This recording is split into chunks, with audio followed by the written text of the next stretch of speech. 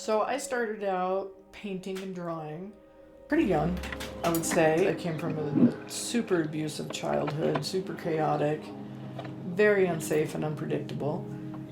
My mom and my grandma and my sister and my cousin and my aunt, we all jumped into a giant Oldsmobile in the 70s and fled Colorado. And we fled from my very abusive father. So we lived out of a car for about a year. So of course, there isn't room when you're living in a car with, and at motels, with, 6 people. It's not like you can pack a bunch of art gear. You pack necessities. You can't have that. I got paint on the lamb.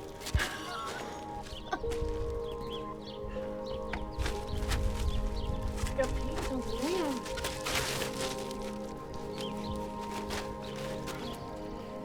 Sorry, buddy.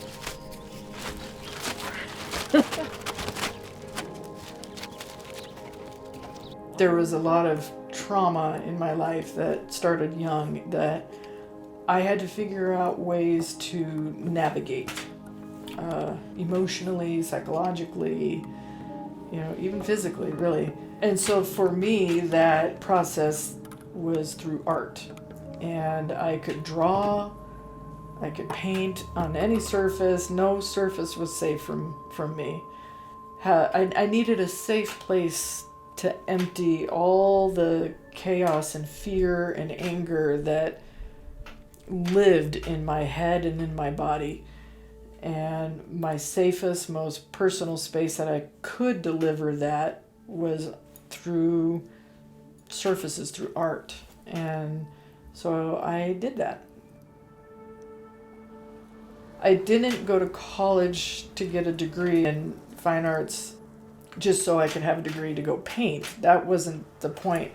I got a degree in fine arts because I wanted to teach art. And I wanted to create safe spaces and create artistic, creative communities for my students so they would have this nurturing, beautiful, wonderful environment to create in. And it had nothing to do with their talent at all, ever. And I never graded on talent. And I loved the classes that I got the chance to teach because I wanted to teach self-worth and safety through the process of art, because that's what I needed, my whole life growing up.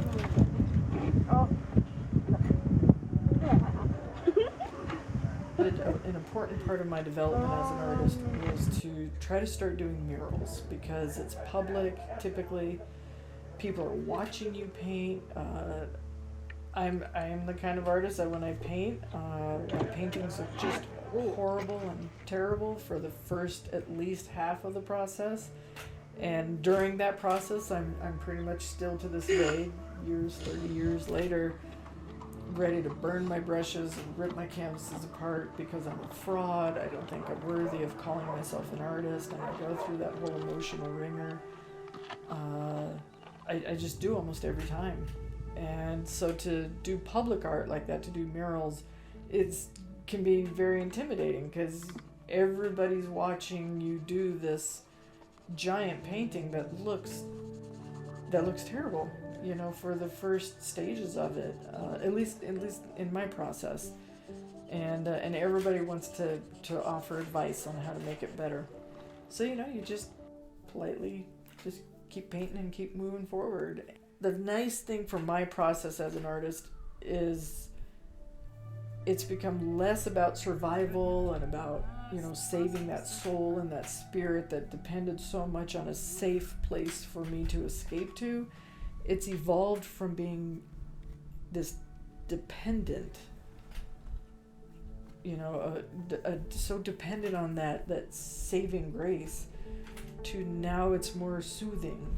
It's easier, it's more rhythmic, it's more fluid, my artistic process.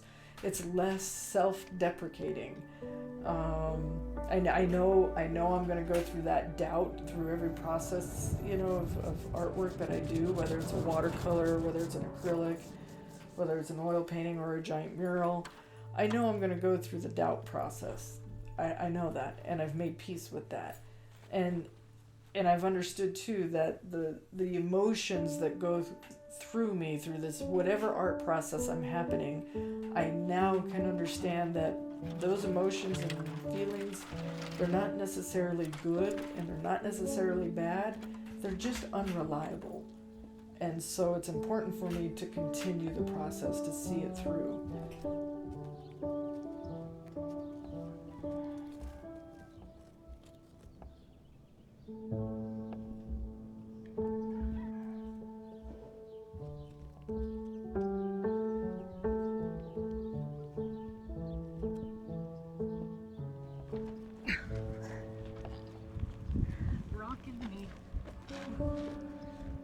Termina.